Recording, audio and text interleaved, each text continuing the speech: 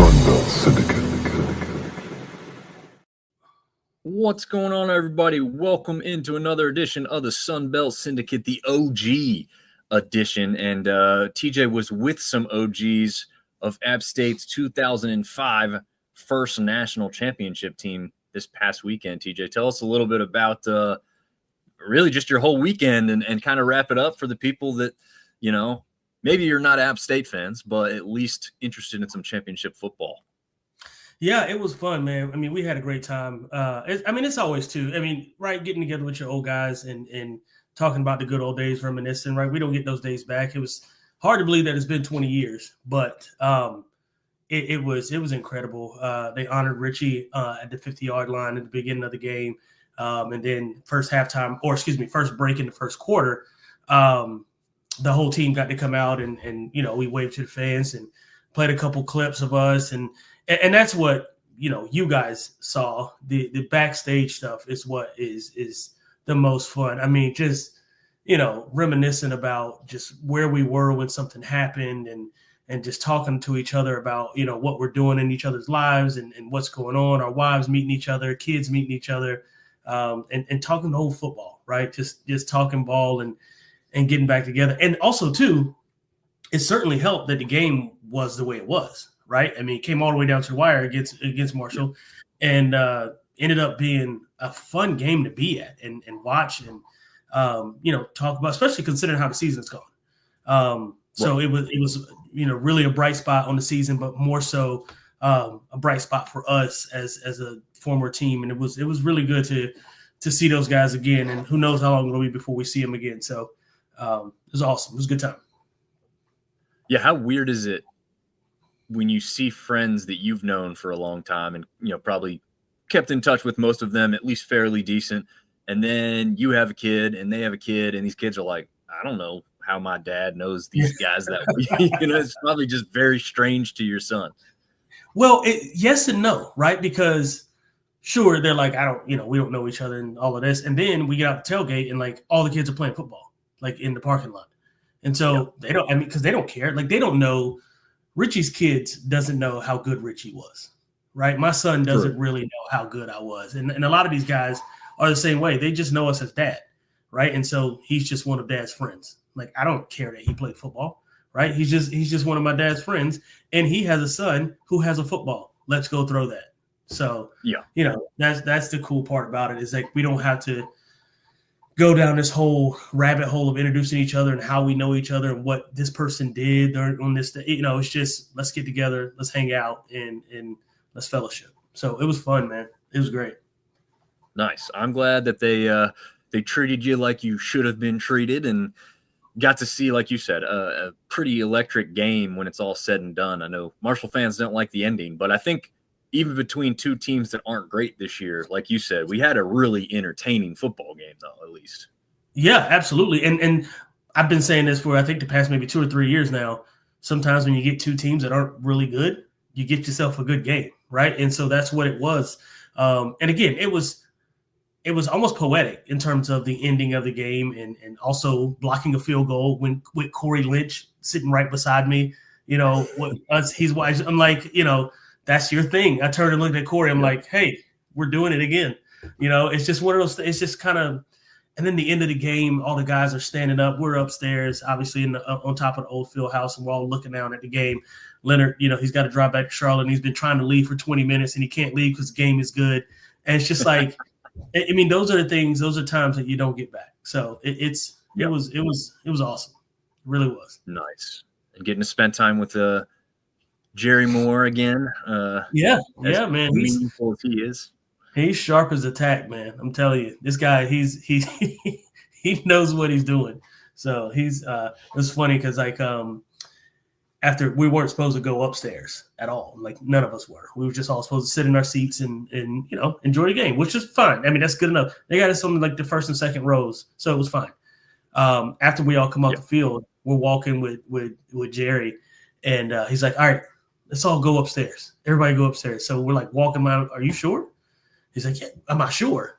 And one of the guys looked at me. He's like, "You think they're going to tell Jerry Jones no? Or I'm sorry, Jerry Moore no if he wants to take people upstairs?" And I'm like, "Okay, well, you got a good point." So that's how we got upstairs. We just all piled in and took it on upstairs and enjoyed ourselves some more. Nice. And his name carries some weight for the one or two guys you had to go back and grab, I think is what you said. Yeah, I'd say so. Oh, man. Chad is saying that football is stupid. Sometimes I agree. as a Southern Miss fan, the ending of the season not going the way he thought it would. But Ben is talking a little smack, but respectfully saying that he hopes A-State whoops up on the Mountaineers, respectfully, of course. And he just hopes that they want that 6 win more than App State does. It's going to be interesting. That's going to be a good game. We're going to talk about that one here in a minute. And he says happy Thanksgiving. So happy Thanksgiving to you as well, Ben. Same to you, brother. And let's see. I can actually grab this and share this to the screen yet, but here we go. Week 14 is going to be the last one. It is the finale. I could have put that on the graphic, but I didn't. A swan song. The graphic features Brad Jackson, the quarterback from Texas State. As we know, this will be the last game for Texas State as a Sun Belt. I guess technically if they make a bowl game, they will be making a bowl game as a Sun Belt member. But this is the last game in conference play for Texas State, and we'll see if they have any more games after this. So thought I'd throw a little shout out to Artie Cat and our other Texas State fans, if we have any, that are watching or listening.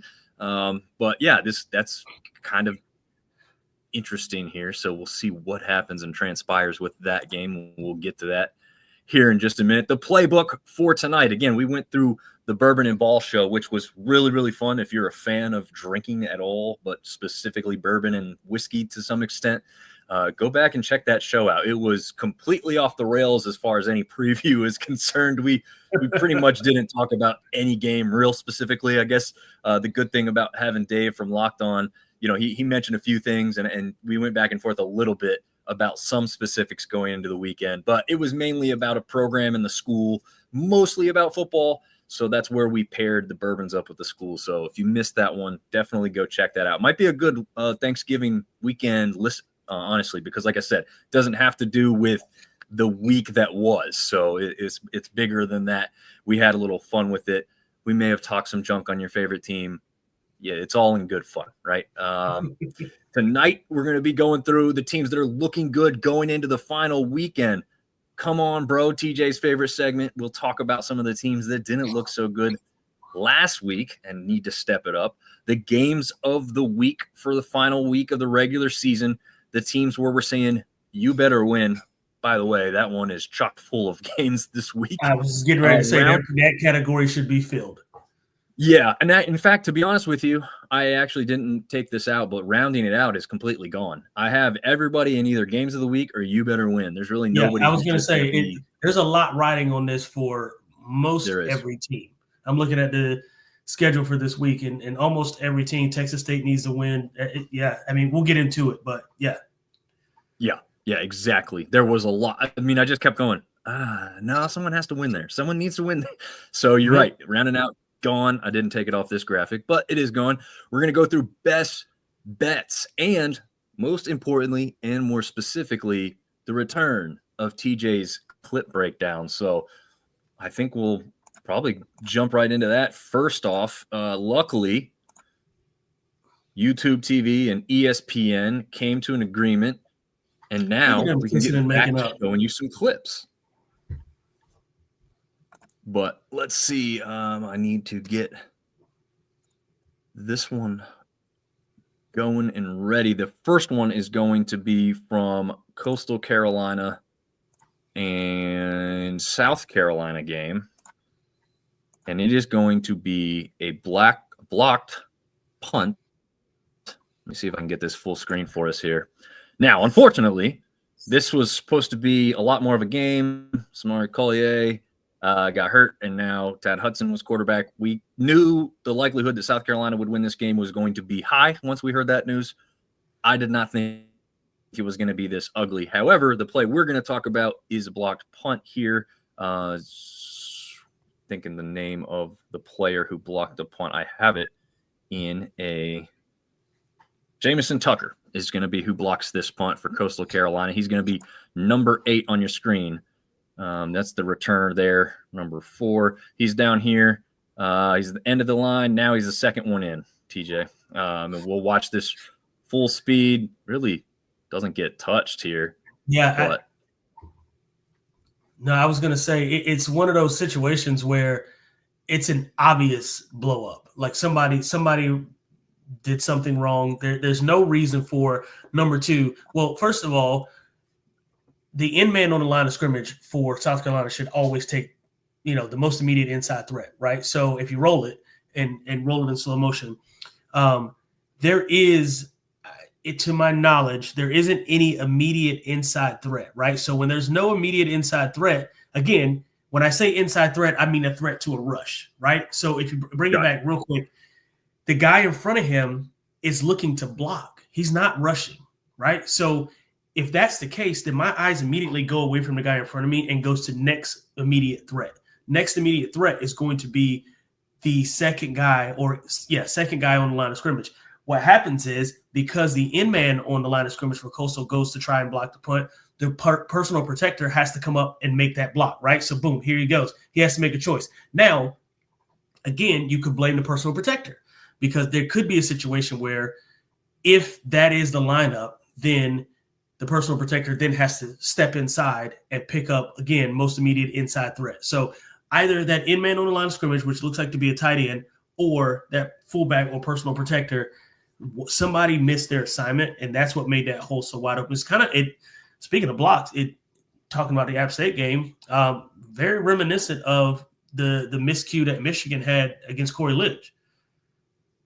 Very similar. He was number 2 man on the end of the line of scrimmage, and out block happened. He came inside of that shoulder and was able to block that kick. So it's same deal here. Not fundamentally sound football by South Carolina, although it didn't really matter at this point. However, assignments are assignments, and it's teach tape. Yeah, like you said, probably a little. That personal protector looked like he just kind of mailed it in to me. Like just kind of was like, I'm just gonna go straight. If nothing's coming at me, whatever. Interesting. Again, why you don't let up? I mean, it could have had a goose egg on the board if they paid a little bit better attention, but not to be for them. Okay, that was just something we hadn't seen much. Block punt, right? So I wanted to show that one, even in a bad ending for Coastal Carolina in that one. Here is one that was talked about quite frequently throughout the week, right? This one was from the Louisiana versus Arkansas State game. This is the last play of the game. The ball gets put in Jalen Rayner's hands.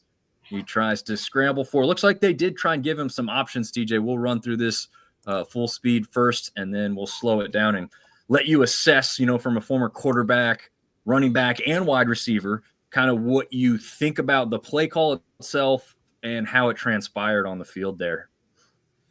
Yeah, so, you've got 2nd and goal, but you've only got 3 seconds left. So you got time for a single play. Now, the issue that I have with this play call is you're not giving your quarterback enough of an opportunity, right? What I mean by that is I don't want there to be a tight end on the end, or a trip situation to the strong side of the field or wide side of the field, and then my quarterback who can run and pass given only the option, it looks like, to run the ball. Because at this point, you've got linemen that are essentially in the end zone or past a yard past the line of scrimmage, which means he can't throw that ball anymore because that's illegal man downfield, right? So it's obviously an option play without the option to throw the ball. So I think you kind of cut your options, so to speak, without sounding redundant, in half by calling a play like that. Again, it's probably been successful for them in the past, and it's probably a play that has worked. It's just not something that I would call. You need your best 2-point conversion play to be run right here. And for me, my opinion, I want my quarterback to have an option to run or throw. And this gives him essentially only one option, right? And also, too, if you bring it back to the beginning, there's man coverage. They're locked up across the board. So what does that mean? If there's man coverage locked up across the board, that means they've got 1, 2, 3, 4, 5, 6, 7, 8 hats that are dedicated to the run, right? The picture, the odds aren't in your favor. Why would you? Don't call this play? And if I don't know if Jalen Raynor has the option to audible out of it, but if he does, he certainly should. Look at the box. The box is run heavy. Don't run this play. Yeah. Find your best one-on-one matchup. I'd almost feel better with them throwing it to the short side of the field and letting the receiver go up and get it. You're giving them exactly what they want. They set up in a run-look defense, and you gave them a run play. I mean, yeah, they're supposed to stop it. That's what happens. They have scholarships too. Yeah, you also have Corey Rucker on your side of the ball who can Right. go up and grab just about anything higher than anybody else on the defensive side of the ball. I was shocked they didn't give, like you said, more of a look to him or give him some type of better route to run here either. Like just get him out and throw it up to the corner. I don't know. Maybe that's not a high percentage play in that situation, but yeah. Well, it is if you trust your receiver. It absolutely is. Or it's one-on-one on the backside with no linebacker help. Everybody's locked up. Throw the slant. Yeah. I mean, look at it. Look at him. You could throw the slant to literally either any receiver on this field right now can run a slant route.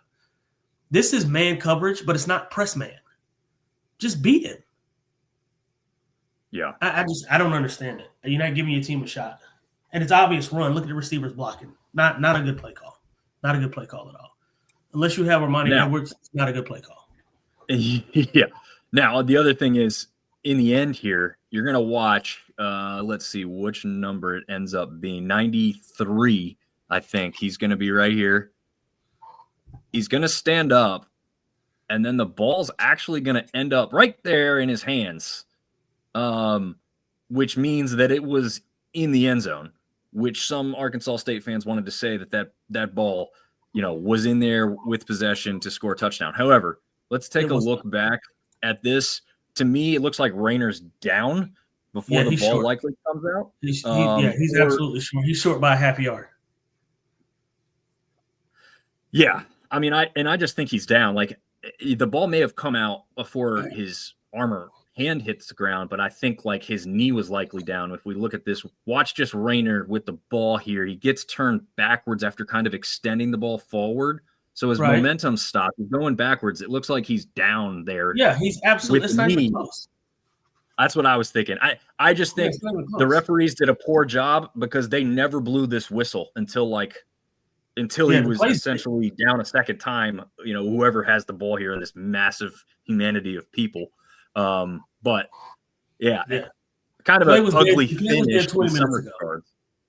Yeah, exactly. I agree. I think they should have blown it dead as soon as he went down. And if you review it and it's obvious that he wasn't down, and then they end up in the end zone, then you've got something there.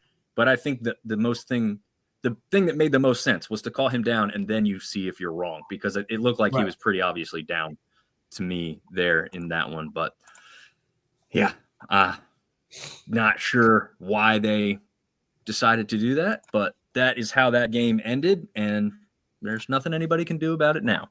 Going into the standings look before we go along any further. Ben saying maybe the refs couldn't tell if he was down or not. And I understand sometimes now with the replay, you want to let something play out before you blow the whistle. Sure. But kind of like I was saying, like he's extended the ball as far as he can extend it. He's now been turned around backwards to be tackled. He may not be physically down, but his forward momentum was stopped. Right. And that's a dead ball. Yeah. And apparently the rule, and TJ, I don't even know if you know this, or most players probably don't know this necessarily. What I've heard or read is that if it was a fourth down play, if he fumbled, no matter whether he did it on purpose or just because he got hit, it would not be able to be advanced. So that would have called down. Now, that wasn't a fourth down play. It was second, as you mentioned. So they could have advanced the ball. But it's just kind of one of those weird things that it was so much going on in that one. But anyway, it looks like to me, they got the call correct. The play wasn't going to score, and it didn't. So now we have a couple of teams who are sitting just on the outside looking in. To mention JMU, obvious host of the Sun Belt Conference Championship game. They are waiting the west side, and this kind of doesn't get any better than this. How it plans out with the schedule is Southern Miss and Troy tied with the exact same record going head to head in the last week of the season. So I'm looking forward to finding out who JMU plays, right, TJ? Yeah, absolutely. Winner take all situation. You want the best playing the best, and that's what we've got. So strap in because it's going to be a heck of a ball game. Yeah, and then we'll go through it, but there are quite a few teams who are playing for bowl eligibility. As you can see here, there are five-win teams. No, I'm sorry, there's 6 5-win teams. That's crazy. We have, I think, 5 currently in bowls. In fact, let's jump over to that now. 2 bowl bound. This is the list. Some of them are obvious. James Madison, Southern Miss, Coastal Carolina, ODU, and Troy. So they have all qualified for bowl games already. I would assume that all of those teams will certainly get bowls. Some of these other teams that qualify may find themselves with the hard thing to swallow, which is having 6 wins and there's too many teams. We'll see. That is not confirmed there yet, but we will have to figure out if that's what's going to happen. Now, these are the teams that you have to question if they're going to go bowling. And I've paired these up a little bit here, TJ. Hopefully it makes some sense to all of us. But Georgia Southern goes head-to-head with Marshall. Arkansas State goes head-to-head with App State. So of those 4 teams, only 2 will be assured a 6-win season and a chance to go bowling. The Cajuns and Texas State, all they got to do is win, and they're both at 6 wins, possibly going bowling. They're not keeping out their opponent. So those 2 teams just have to win and get to those 6 wins. These other 2 are got a lot at stake because the other team wants it just as bad as they do. So it'll be interesting to see what transpires there, and we'll get into those specifically here in a minute. Looking good, besides the 2005 national champions this past weekend, it looked like Colton Joseph had one hell of a game in the air and on the ground as they ran all over their opponent, which was, I'm going blank now, Georgia Southern. There we go. Georgia Southern, yeah. Yeah. But as far as the teams go, ODU also looks good in a long distance respect because they are on a 4-game win streak, and over their last 3 games have only allowed a total of 16 points. One of those was the goose egg to Troy. But I mean, TJ, we've talked about their offense, but their defense seems to be coming on strong here towards the end of the season as well. Yeah, I mean, they're not letting anybody run the football. And I think when you get down to this time of year when it starts to get cold, even though it's not necessarily terribly cold yet, when you get to this time of year, 2 things travel really well: run game and defense. And when teams can't run the football, those hands by those wide receivers get really cold. And that's where JMU is really succeeding at. So they're doing a great job stopping the run. And I think that is boding well for them in terms of why they're winning the way that they are. Yeah. JMU winning those 9 straight games. They have not lost since early September, that Louisville game when they were running that 2-quarterback set. Of note, they also only have 2 one-score games all season. So you've got, and we'll talk about this maybe a little bit more towards the end of the show, and we've got maybe more time, but the CFP picture, Tulane, North Texas, they want to have a conversation about who's the best group of 5. We favor JMU. I think that's probably obvious with what our name is. We're going to favor the Sun Belt team. But to me, they haven't been, having trouble beating a lot of the teams in their worst game that they've played. I actually don't think Louisville, even though it was a loss, was their worst game, right? I think they actually played well in that. It was a weird 2-quarterback system, but otherwise I think they played well in that game. They did not play well against Georgia State, had a lot of mistakes, couldn't get it ball into the end zone. Unlike Tulane and North Texas, who got beat by 20-plus points against their opponents, right. JMU still found a way to win a game by a whole touchdown. They didn't even struggle to, hit a last-second field goal to win it. They still won by a whole score, and they've only been in 2 close games otherwise throughout the season. So, I don't know. I mean, quick thoughts on JMU, CFP picture, just how they're playing right now in general? Yeah, I think it's criminal, man. I think the way that they're being looked at or not looked at in this case, it's almost like NCAA has a bias towards JMU, and I don't know why, right? Like, I don't get it.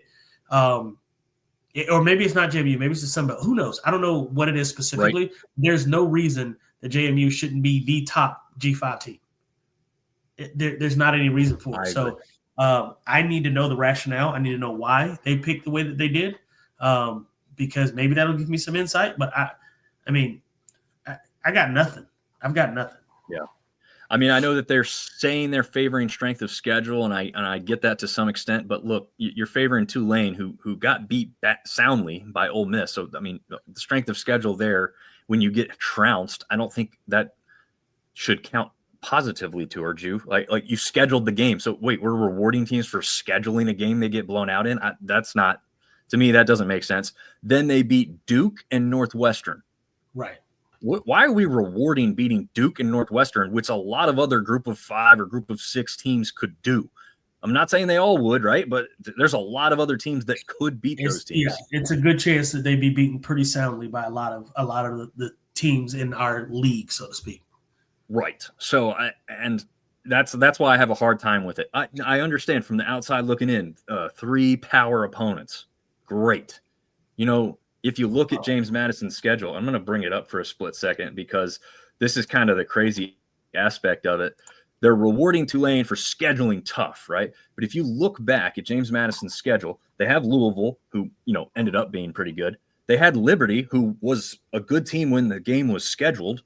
Okay. Mm-hmm. You had a couple other teams, App State had been good, right? Washington State was a good team. So they scheduled 4 tough games as best as they could before the season got going years in advance. And then it just doesn't work out. Washington State, not very good record-wise. I think they're still a talented team, right? I was going to say, they've got some guys on that team. Let's give them some credit. They just play in a league where other teams have guys as well. Yeah. And to note, people say, oh, well, North Texas crushed Washington State and James Madison only beat them by 4. If you're going to say that, which, okay, that's an argument. That's a point you can make. Valid. But let's also look at Washington State only losing to Ole Miss by 3. Right. Or I'm sorry, they lost by more than they lost to JMU. Am I getting that? Am I saying that correctly? JMU beat Washington State by more than Ole Miss or Virginia did. There. I'll say it like that. That way I can keep it straight. So JMU had a 4-point victory. Ole Miss had a 3-point victory, and I think Virginia had a 2-point victory over Washington State. So, what does that mean? That means James Madison's better than Ole Miss and Virginia? Well, I mean, if you're going to make the other argument, North Texas is that much better than James Madison because they hammered Washington State. You can't change the metrics, right? Like if you're going to say you're going to use one, just use it and keep it consistent. Don't move the goalposts. Right. And that seems like what they're doing there. I don't know if I put Ben's comment up there, but he says it's because the CFP chairs Arkansas's AD and no Hogs fans like him, which is funny. But is he the one that did the 6-7 joke that was terrible? I mean, just awful. I have no idea. I didn't see it. You didn't see it? Oh, Reese Davis asked him, I think it's Juracek, which is, Juracek's got a son that's on the App State coaching staff. But I believe it was Reese Davis asking him what the thought process is if Ole Miss ends up losing Kiffin as head coach. Like, where would you rank them? And he goes, There's like this long, weird pause. And then he's like, 6, 7. And then he's like, huh. And then Reese Davis has no choice but to be like, huh. But like, it was just like a quick, like, it wasn't actually all that funny, dude. It was an old guy delivering it with no, nothing. Right? He's just terrible. Anyway, it was very dry, and everybody was like, dude, don't do that. And obviously JMU fans are going to have a time with that because it just looks unprofessional at that point too. But I get it, right? Like, he's trying to be funny, but it just didn't work. Did not work at all. All right, come on, bro. TJ's favorite section here. We've got Coastal walking away. This is a precursor to what's to come as Georgia Southern defenders on the ground there. I know Ben alluded to thinking Arkansas State would be on here. I didn't punish them, right? That was a play in the final play of the game where they lost. I'm not really going to punish you for that. It was a toss up at that point. But some games that didn't go so well, TJ. Georgia Southern gets hammered on senior night in Statesboro by ODU 45-10. Yeah, listen, ODU is good. 45-10 is insane, especially in conference. I mean, come on, bro. What are you doing? This is not – it's not like you've never seen this team play before or you don't know who they have. Now, granted, they've got some athletes. They've got some guys. That quarterback is a stud. We'll talk about him probably a little bit later on. He's an absolute stud. How 45, though? I mean, you quit. You gave up. You did not play football. Come on. Yeah, that's just – I mean, I did not expect Georgia Southern to win that game. Okay. No. ODU's a better team. But that kind of a final score was shocking to me. And then on the other side of the graphic here, the same thing with Coastal Carolina. Did I expect Coastal Carolina to go into South Carolina and win after losing their best quarterback and what South Carolina had just almost done to Texas A&M the week prior? No, I didn't expect Coastal to win. But 51-7? Well, and so to your point, again, no one should have expected them to win. That said, South Carolina has played some really great football this year in spurts, right? Like I think they played Alabama pretty tough. I think they almost somebody else they almost beat. I've got to go back and take a look at. Actually, let me pull it up while I'm here. Let's see. Yeah, we do have to remember that a bad SEC team still could be a pretty good team. Right. Yeah. I mean, and they've, they played, Alabama, they lost 22-9, right? They lost 30-14 to Ole Miss, these are ranked football teams, that they've gone in and beaten, almost beaten. So, are they a good football team? No, but they played some really tough football all year. Again, Oklahoma only put up 24 on them, 26, Alabama 29, Ole Miss 30. These are top 10, top 15 ranked teams that they're losing to. Texas A&M, they had Texas A&M down 20-0 at halftime. Now they didn't finish, but 31-30, I'm not mad at that. So to your point, yes, come on, bro. Don't get beat by 50, 40-something points. But it is South Carolina, and they have played some good football in spurts. So I don't give them that much flack for it, but it's still a huge margin. It's still awful. To note, South Carolina has 7 losses on the year. 6 of those teams were either ranked when they played them or are now ranked. Vanderbilt being the only team not ranked when they played them, but we obviously know where they're at now. So, yeah, that is – and they had 5 of those ranked teams in a row. So they didn't get any breaks. Right. That's a tough schedule. You want to talk about running to the CFP? If South Carolina had won all but 1 or 2 of these games, they'd be in the CFP picture right 100%. Now because that's how good that schedule is. And they missed a lot of those games by less than a touchdown. Yes. You know what I mean? Yes. Like it's not like they played bad football. So Nope, definitely not. Lenore Sellers is one hell of a quarterback. He is. Yeah. All right. Well, that will wrap it up for everything we're going to talk about from last week. Now we're going to jump into the games of the week. And I do have 2 here listed because I couldn't leave off the battle for the Bayou. You can't leave it out, right? You just don't know what you're going to get. There's been many years where the Cajuns come in with this great record and, okay, we're going to kind of just coast to victory here over ULM because they've got 2-3 wins, whatever it is. And then ULM surprises. They don't always win it necessarily, but it seems to always come down to the wire. Wouldn't shock me to see that again this year. Little bit different circumstance, though, because it's more about the injuries and the suspensions that the Cajuns are having to fight against, not just the Warhawks on the other side of the ball here, TJ. Yeah, and 2, for me, I think I don't want to say only thing, but one of the biggest things playing in ULM's favor, again, like you said, is the suspensions and injuries and those kinds of things. But Cajuns need a win to be bowl eligible, right? So there's a lot of pressure riding on them. ULM could ruin their season, right? I mean, and I'm sure they take some great pride in doing that. So, Cajuns, they've got a tall task, right? They've got some guys that are missing, some of their own will, some of them not. However, those things all being considered, Cajuns got to go out and show that they can go win a bowl game or at least be eligible for a bowl game. So it'll be good in that regard because it's an absolute must win for the Cajuns. Yes, and were you reading the group chat before we came on here? No, I had just gotten home from work. Gotcha. Okay, so Seth from 3B and Marv and TJ and I are all in a group chat, and Seth said, "Did you guys see who ULM set to hire as their new AD?" This is not 100% gospel yet. It seems very likely. TJ, have you seen the movie The Blind Side? I have seen the movie The Blind Side. Do you remember the young child in that movie named SJ? SJ Tui. He was the kid who befriends Michael. Michael Orr. Yeah. The little white kid. Yes. The real life version, SJ Tui, is about to be the next AD at the ULM University. How about that? That's crazy. And this is not.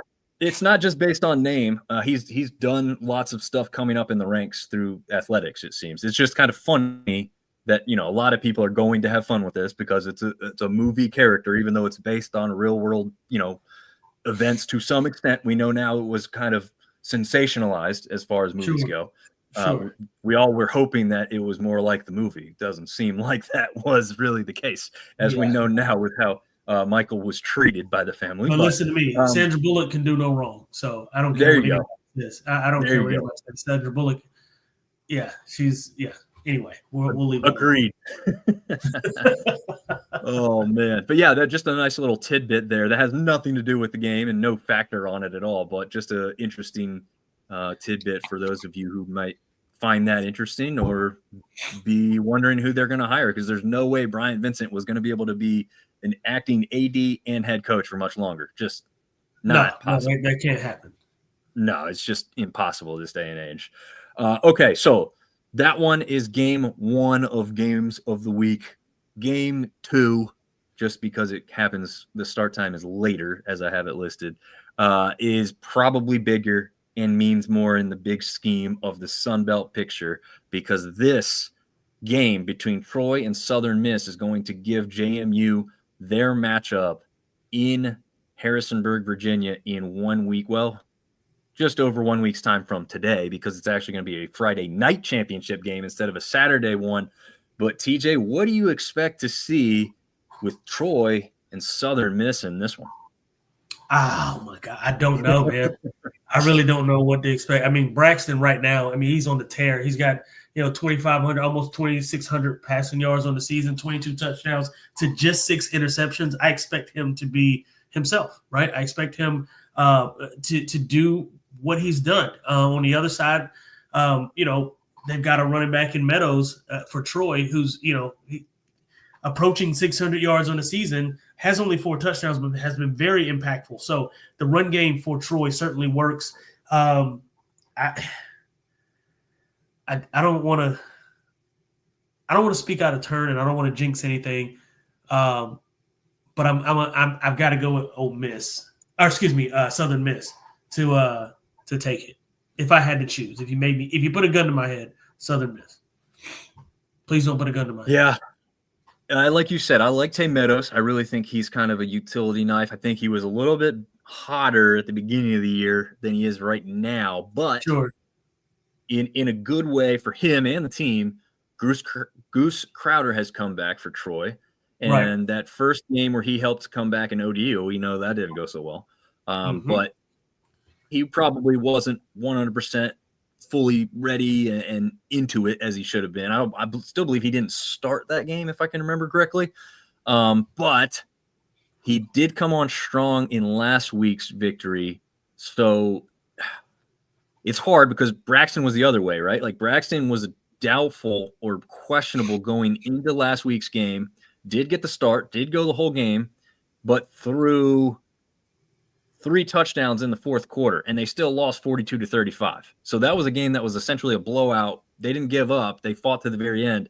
I think kind of like you, TJ, though, like I want to put myself with how Braylon Braxton is playing at the end of that game going into this one. But for sure. Again, Crowder kind of did the same thing for Troy last week. Not quite as good as Braxton did, but unlike Braxton, I don't feel like Goose is going to be running the ball as much. Tucker Kilcrease for Troy was really the running quarterback for them. Goose is more of the pocket passer. So, man, it is really tough. I will tell you that this is the must-see game, right? Like, this is the one that if you can only choose one Sun Belt game all weekend, this is the one to choose. I think we're going to see one heck of a game. As much as they both can score the ball, though, I feel like this could be a low-scoring affair because – they're going to be trying to play the mistake-free, control the clock. I don't know. Maybe that's wrong. TJ, you're a former player that's played in games like this. Like, what are you thinking? Yeah, I was just going to say, I think the absolute opposite. This is one of the games you let it all hang out, right? Like you there's no takebacks.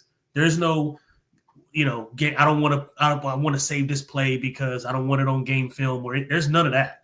This is win or go home, right? And so you don't have a choice but to let it all hang out, right? So, sure, you've got another game at the end of the season, but this is going to decide who is the West Division, so to speak. Well, I guess we're the only conference who still has divisions, but the West Division championship, you know what I mean? So, and lack of better terms, who, assuming, well, not assuming, JMU is obviously the team in the East, this is going to determine who plays them. So, I've been looking forward probably since maybe 3 weeks ago, a Southern Miss and JMU matchup, and I still think I'm going to get that. I think I'd lean that way, but Troy's been, we've seen Troy play with, what's not a great Clemson team, but still a talented Clemson team. Sure. So, they have the ability. We'll see what transpires. Definitely don't miss that one. 3:30 Eastern, 2:30 Central kickoff on ESPN Plus, and I do believe I have one of these mislabeled for games, but we'll see. You better do it. Have you been watching all the Chit skits, TJ? I haven't seen the new ones, and only because I don't work from home right now, so I'm having literally to be at work, so I can't be on my phone as much as I'm used to doing. Hopefully that changes soon, but no, I haven't seen the new ones. But Chit is my guy. There's some good ones. You go after this show's over. I want you to go check out the Thanksgiving Day ones because they are very good, very good.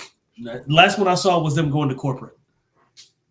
Oh man, okay. So you haven't even seen the Halloween special? No, that's what I'm saying. I've been out of the loop, man. Yeah, you got to watch the Halloween special. The production quality for a TikTok or whatever, I know he's on multiple platforms. It's good stuff. Anybody who hasn't seen it.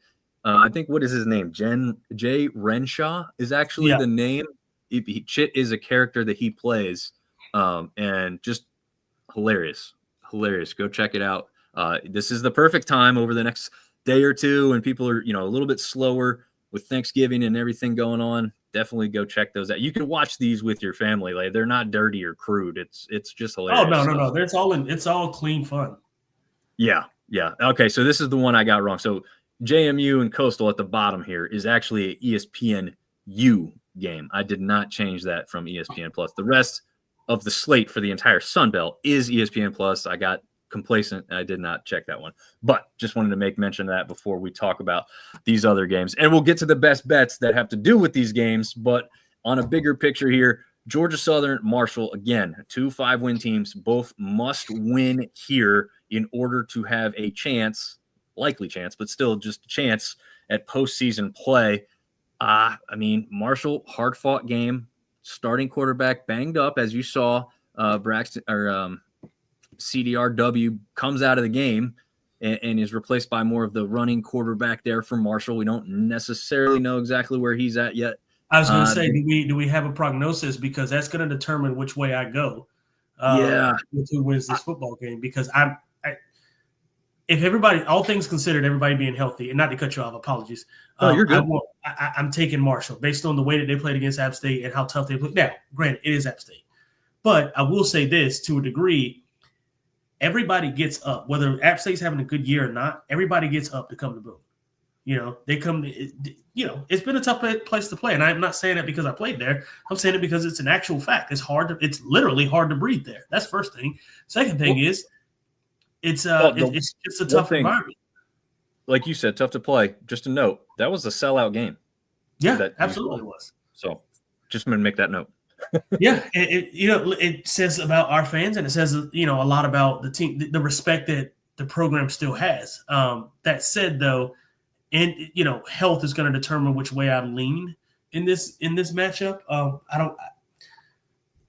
I don't guess we're going to learn tonight what the status is of their quarterback, but if he can go, my money's on the Herd. I'm trying to just I'm like literally on Twitter right now seeing if there's been some proclamation made that he will or won't go, and I'm not seeing anything that says anything either direction. Right. So my best guess is that they'll probably list him as questionable, and I'm thinking he's going to go, right? Like this is he limped off the field, but almost like a jog limp, right? Like he put pressure on it a little bit. He just wasn't feeling great on it. It didn't look, could it be a sprained ankle or something? Yeah, it could. I mean, then you tape it up farther or something. I don't know, but I'm thinking that we see a Marshall victory here as well, especially at home, right? Like Georgia Southern traveling up there is going to be difficult for them. So I'm thinking along the lines of you, TJ. I think I can hear you, but I can't see you. Is that what happened? Yeah, my screen went dark. You can hear me, right? I can hear you. You can jump out and jump back in and see if that fixes it again, and then I can start into the next game here with ODU and Georgia State while you do that. So we've got ODU who just hammered Georgia Southern 45-10. We've got a Georgia State team that's probably not as powerful as a Georgia Southern team that just got beaten soundly by ODU. So I'm going to favor greatly the Monarchs in this one. I don't really think that's going to be much of a surprise, especially this one's in Norfolk. So, Georgia State doesn't have the home crowd, if you want to call it that. We know that they struggle to have big crowds there, but still, regardless, they're not playing in the confines of home. They are traveling on the road for this last one. TJ, I was just going through the fact that I really don't see a close game here at all between ODU and Georgia State. I would assume you're thinking along the same lines. Yeah, no, I don't see any chance for Georgia State. I mean, there's really isn't even one to talk about. ODU, especially the performance they just put up against Georgia Southern. I think this is a blowout. The question is, do they hang 50 again? That's the only question. Yeah. What's the over on them scoring 50 again? I think we talked about this slightly on the wrap-up show with Marv, but TJ Finley did not dress out or show up on the sidelines at anywhere for Georgia State's last game, which leads many people to believe he's left the program, which I think was all but confirmed earlier this week as well. So Cameron Brown got the start, didn't do so great last week, got pulled. Christian Veyer, who was the one who, orchestrated the win against Vanderbilt last season, he came in and actually had a pretty good statistical day, all things considered. So I don't know. I guess Veyer may get the start in this one, but I still don't think and note, Ted Hurst did not go last week either. Is that a choice? Is he sitting out the rest of the year? Is it an injury? I don't know. So that, if they don't have the quality starting quarterback and they don't have their best wide receiver threat, they haven't had a running back who's, been sensational. I just don't see any way that ODU falters against a team like Georgia State. No shot. No shot. Yeah. All right. App State Mountaineers, Arkansas State Red Wolves, both have A's in the name, both battling for that 6th win to get to bowl eligibility. Both wanted these seasons to be better than they are. But who gets the victory? Who gets that 6th win here in this one, TJ? It better be Appalachian State. It better be for a lot of reasons. Not just because, obviously the fun part is I went there. You and I are fans of there. Excuse me. But Donald Loggins has got a lot of pressure on him, man. This is not been a good year. Obviously, they're going to give him a shot. They're going to show him some grace, give him an opportunity to recruit his guys, and go in the portal and get guys that he wants to play there, and do all those things, which is great, and they should. But ultimately, it has been a very underwhelming season in Boone, and you're talking to a fan base, quite honestly, that's spoiled. We expect to win because we have won. Again, we talked about it a couple weeks back. First losing season since 2005, right? Like we don't lose. And so, yeah, Butch Jones does have a lot of pressure on him as well. I'm not going to understate that. But I can't tell you, this isn't speculation. This is being in the field house. This is having conversations. This is knowing individuals within the program. I will not give names, and we won't get into detail about the conversations that were had. But he needs to make a bowl game. I'm not saying his job depends on it. Certainly don't misquote me there. But it will go a long way into the perception of what he looks like moving forward. And that's, again, not speculation. Interesting stuff there. Also interesting, Ben says A-State hasn't won in Boone since 2015. And you have to take that with a little bit of grain of salt, right? Like, they don't play there every year. So this isn't like, oh, it's this many straight years, right? They probably played 2 or 3 times since 2015 in Boone. Also, and now that Ben said it, it's gonna happen. Yeah, exactly. Thanks, Ben. Thanks a lot, man. Oh man, I do think, as much as I'd like to see, like you said, our favorite team take the victory here, this to me is a toss-up. I can't count out Jalen Rayner. I can't count out the Red Wolves, who have made almost every single game they've played and come down to the wire, having won a good amount of them as well. So, I don't have a ton of confidence either way. But this is one that, for obvious reasons, we're going to keep our eyes on. But I think if you just want an entertaining game, as you said before, TJ, maybe not the greatest teams, but I think you're going to get great football here. Something very entertaining. So 100%. This one is one that I'd recommend for sure. Yeah, Ben says, I say it comes down to the last play as always.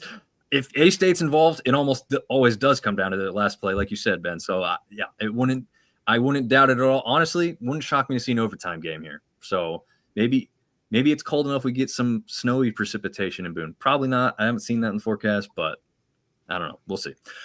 All right. South Alabama is the team that gets to say adieu to Texas State. And we'll see if they give them a nice little parting gift with a loss to keep them from bowl eligibility, or if Texas State can take advantage of this great offense that they have and keep things rolling with the win streak that they're also on to get that 6th win, leave the conference with gaining another bowl eligibility season before they head off to the Pac-12. What do you think in this one? I mean, South Alabama just won last week against Southern Miss, who is better than Texas State, but is this, the transitive property not computing, or do you think it might actually work out that way? Yeah, transitive property not computing here. I got Texas State all the way. Don't think it's going to be particularly close. And by that, I mean like a touchdown or more. I'm not saying they're going to beat them by 50. But right. Certainly a touchdown or more. I think they win by. I think it's, it'll be one of those games that'll be decent up until midway through the third quarter. And I think, Texas State will start asserting dominance. USA is not a very good football team, and they haven't been all year, to my surprise. But I think losing their starting quarterback and a lot of the guys that they've lost to the portal has certainly contributed to them not being a good football team. That said, though, I don't think they have and it's not that I believe so highly in Texas State. I just don't think they're good enough. So yeah, for me, I just think Texas State should go in and win, and I think that they will. Like I said, fairly comfortably. Not by a million, but it'll be a pretty comfortable win. Although, if their defense can hold, they could win by a lot, because I think they're going to put up 40+ points if, Texas State offense doing what they do. I think this game looks a little bit how South Alabama ended against Southern Miss, right? Like Southern Miss was kind of having their way at the very end of that game, with Braylon Braxton throwing all over the place for a lot of touchdowns. Brad Jackson in this Texas State offense, Lickin Perry, Bo Sparks, as Pat says on ESPN, the exciting whites of Texas State, The exciting whites. I think he used it for BYU, but it also fits for Texas State there with their trio of quarterback, running back, and wide receivers. So just a funny thing there. But, I mean, seriously, though, those guys have been putting up points all year long. Yes, they didn't get the results, but it hasn't been because they didn't score enough points. It's because the defense couldn't stop people. I think they could put up plenty of points against South Alabama. Can South Alabama keep the pace? Like you said, TJ, I think they can't. Not the full way through. Is it a half-decent game? Maybe. But I could also see Texas State winning very comfortably by 3 touchdowns or something in this one. It wouldn't shock me. Again, they're playing at home, too, to end this. It's not like they're on the road. If they were on the road in Mobile, probably a little different thought-wise for me. Okay, rounding it out of the you got to win these games is pretty obvious. JMU has to win everything out from here on out to have any shot at a CFP, which is obviously not likely with where they are on the outside looking in right now. But is Coastal anything more than a speed bump at this point with what we just saw out of them? I know you guys a best bet coming up to deal with this, but let us know your thoughts specifically on the game right now. Yeah, I mean, I don't think JMU. I think Coastal. So I think I picked Coastal to against the spread.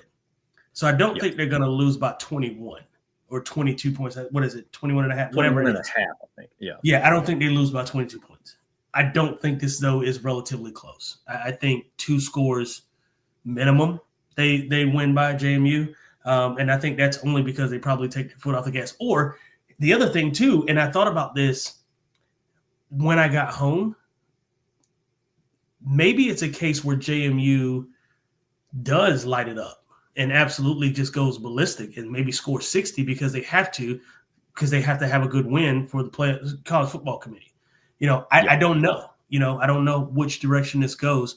It could be one of those things where we're up by 30 or up by 20, going into the fourth quarter and they just call the dogs off because they want to conserve people. Or it could be we're up by 30, let's put 20 more on them to show CFP, who they're not letting in. So I think it could go either way. I'm giving respect to Coastal because I'm saying potentially not 22 points. But I could honestly see it going either way. I think I'm talking myself into a blowout, but I don't want to do that because I want to, it's a Sun Belt. Anything can happen. True. But, I mean, it would shock me, I guess. This is one that would shock me if Coastal won. But if Coastal kept it within 2 scores, that wouldn't shock me. Like we've seen them surprise. We've seen them play well. The thing that would be more surprising to me right now is because they don't have that quarterback that gave them that kind of little magical run. So I wouldn't put the fact that JMU and South Carolina are light years apart. I really wouldn't. I think this game could be ugly. I think what I've heard, what I've seen is James Madison is going to bring a ton of fans down there to Myrtle Beach. I'm not sure Coastal is, right? Like they had that little run. It got really exciting there. But even with that run, people were telling me they still weren't quite filling up the stands or they're not staying the whole time. Well, JMU is going to bring the stands and they're going to stay the whole time because they ain't going to be leaving early if their teams win it. And so with it essentially sounding like it might be a de facto home game for James Madison in some regards, I favor the Dukes greatly in this one. Like you said, I think it's going to be one of those, if we can put up 60 plus points, we're going to put up 60 plus points. Does that help you in the CFP picture? Yeah, I don't know. Maybe, again, I don't think they're going to value beating Coastal Carolina, to be honest with you. But it's not going to look bad if you hammer somebody going into your championship week. So, right. I agree. Yeah, we'll see what happens there. But let's get into these best bets here. We got a lot of them this week. This is one where, we've had some weeks where we're light on some of these things, not feeling comfortable or confident.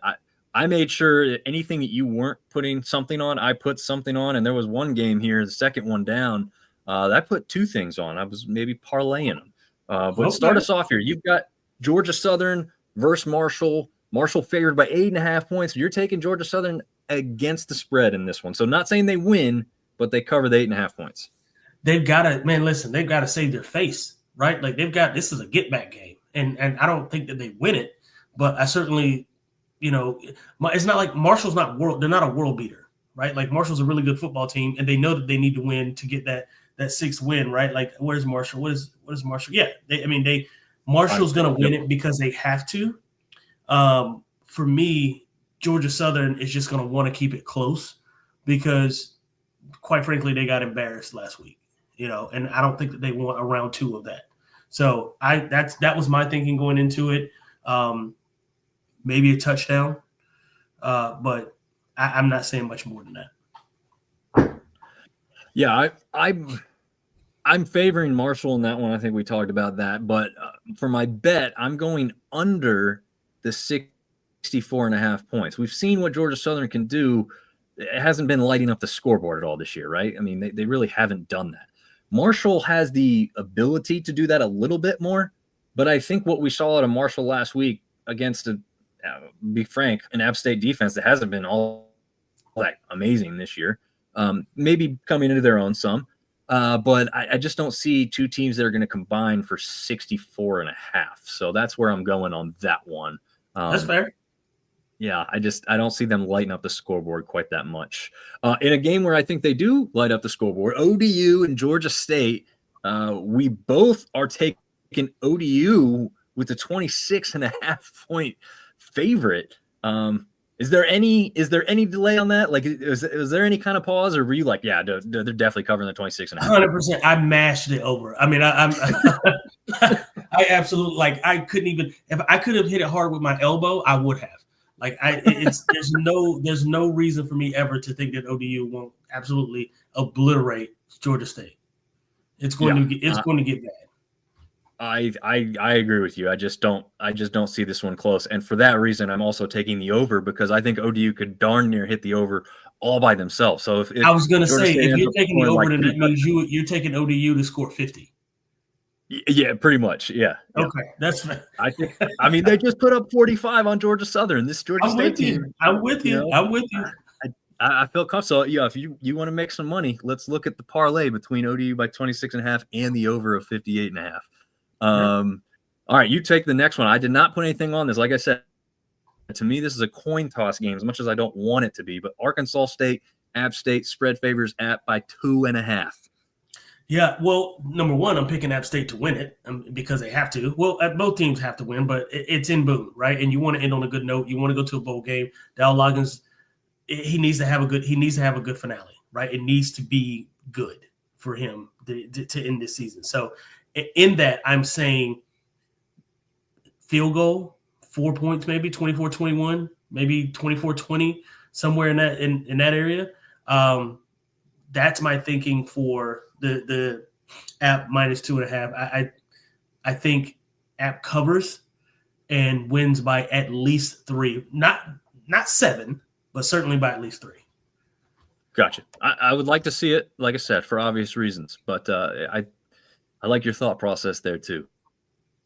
All right, one you didn't put anything on. I did.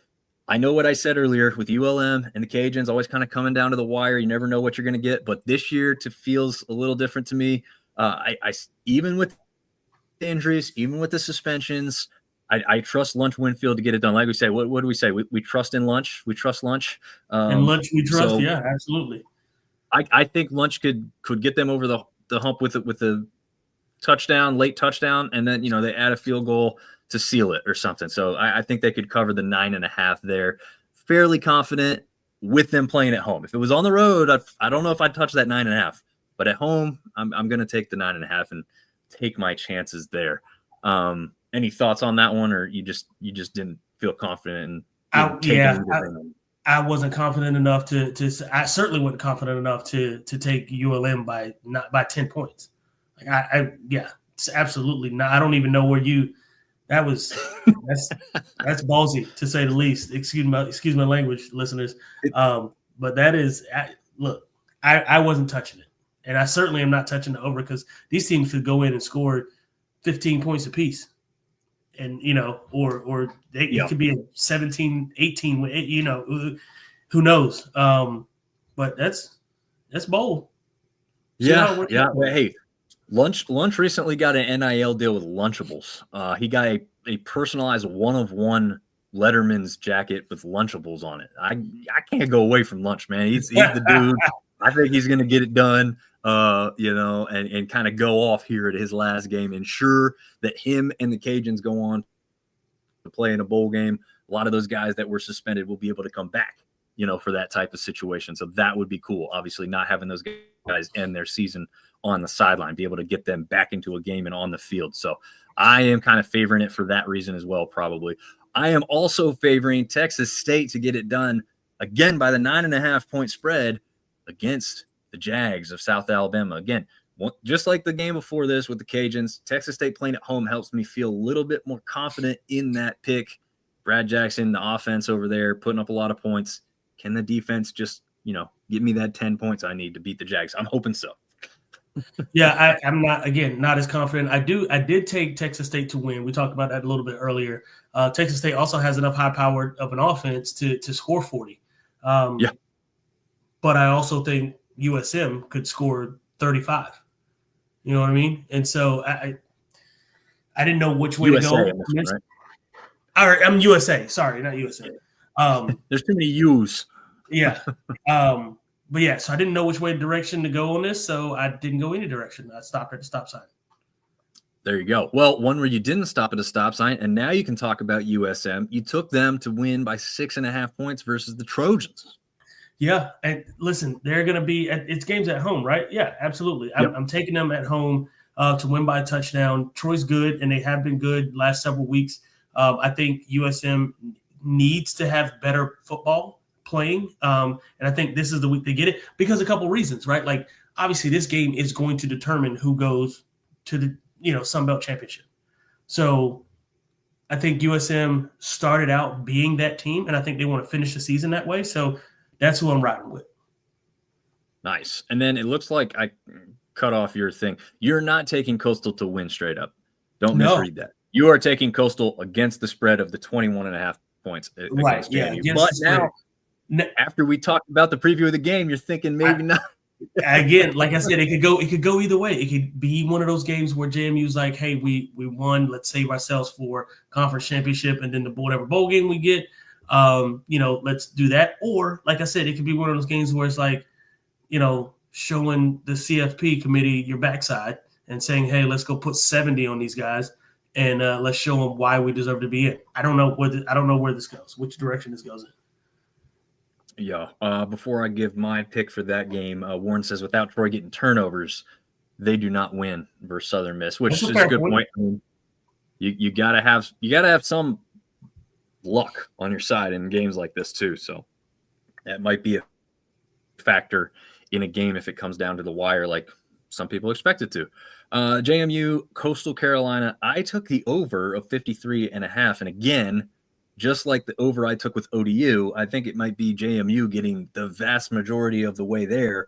And if Coastal can just get, 2 touchdowns and a field goal or 2 touchdowns, it might just be enough to get over that 53.5 total. Because, again, we saw what James Madison did to App State. That was on home field.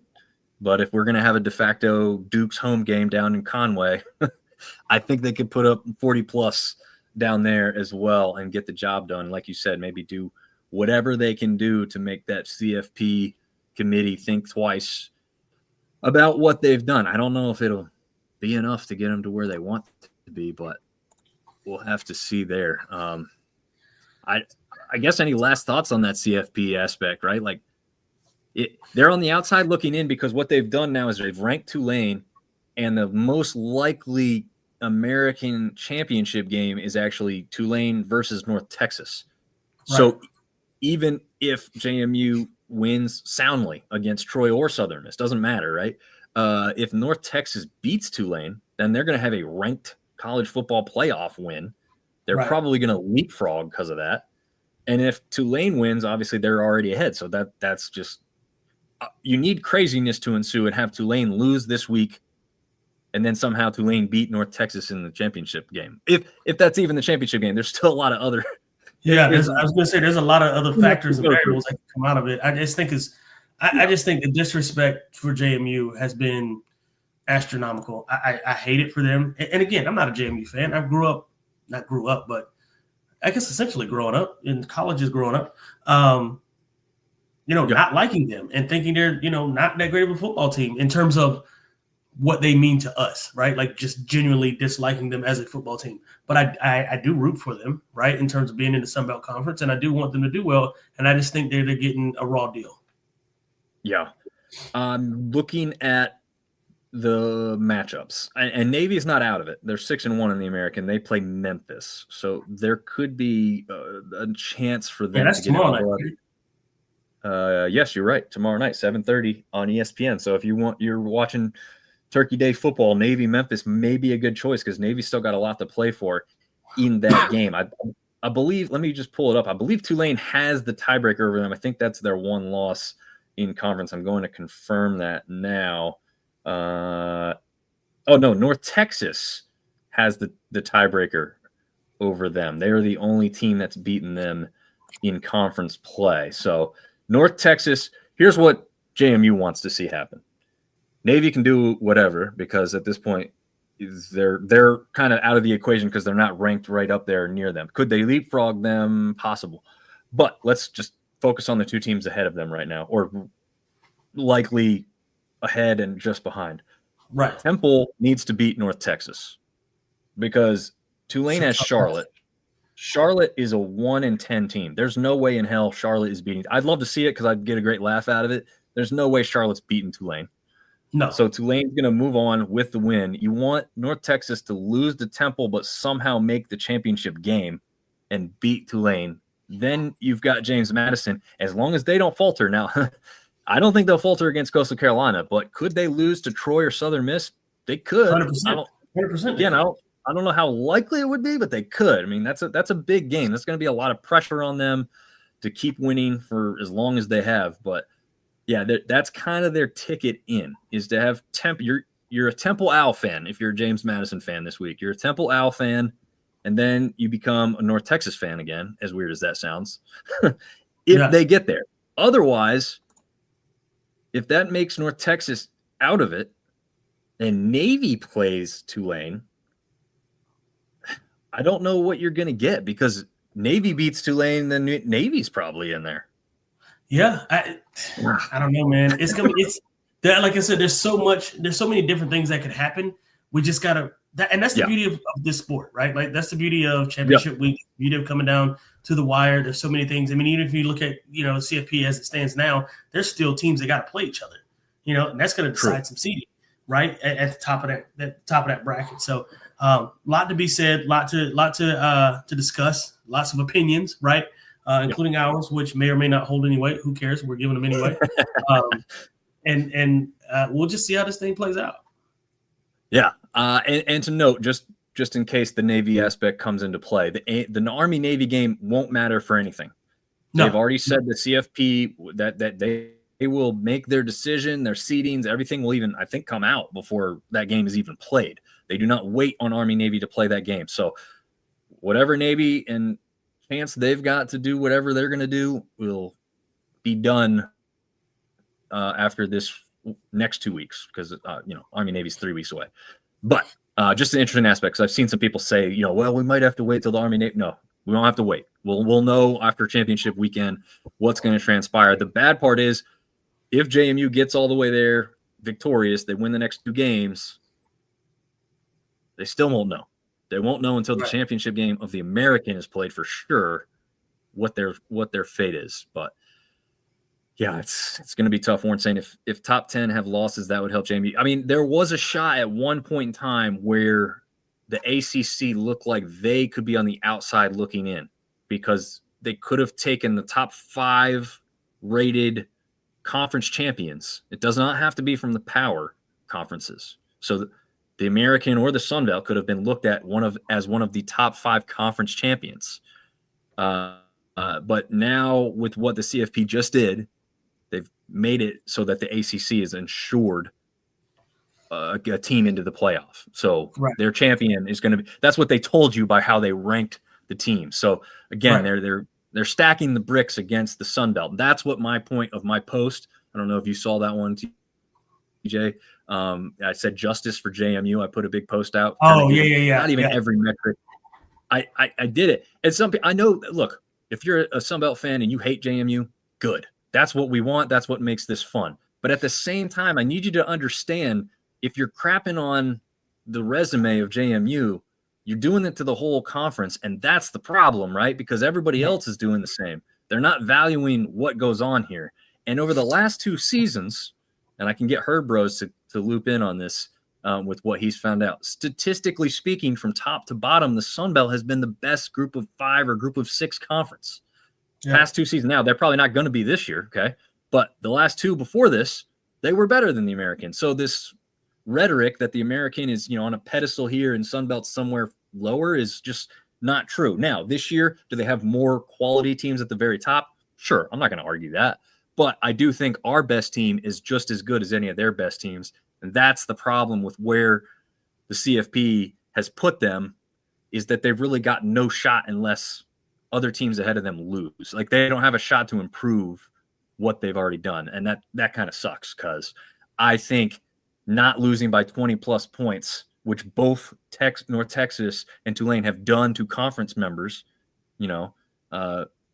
is just, it should be weighted a little bit more. Sure, they play. Yeah, it should matter. It should absolutely matter. But yeah, there's my little ending spiel for the day.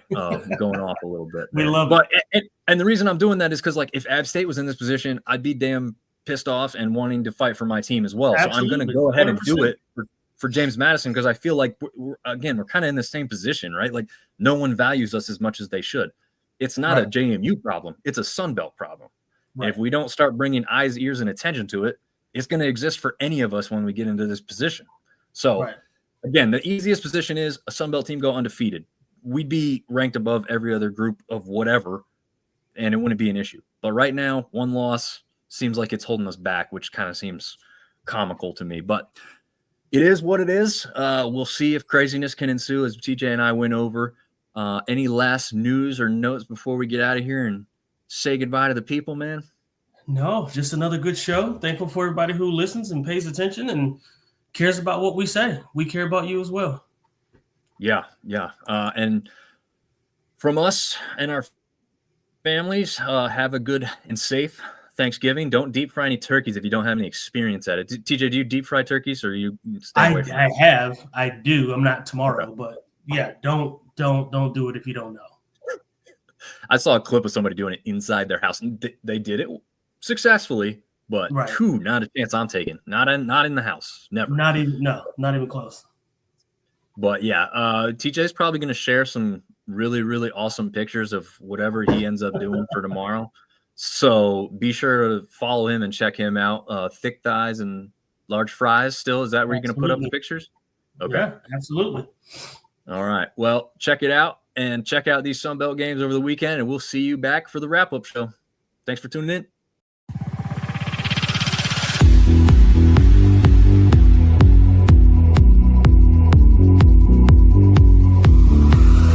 Sunbelt Syndicate.